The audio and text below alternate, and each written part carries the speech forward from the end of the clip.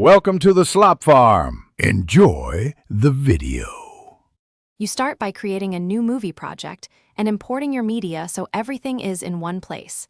This matters because editing is faster when clips are organized.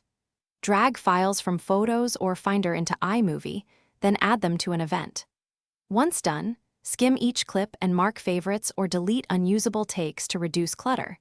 This saves time later and improves timeline performance, making trimming and arranging precise and focused as you begin assembling scenes.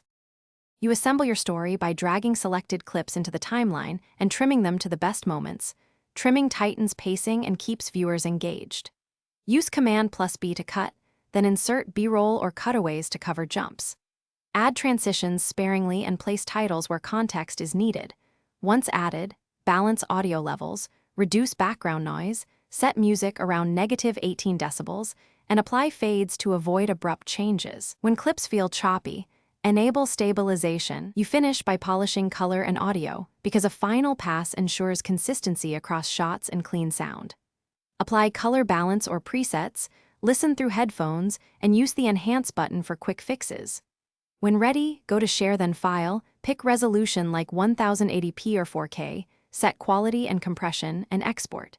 If export fails, check disk space, consolidate project media. Restart iMovie and try again. These steps resolve the most common issues quickly and reliably. Thanks for watching. Consider subscribing if we helped you today.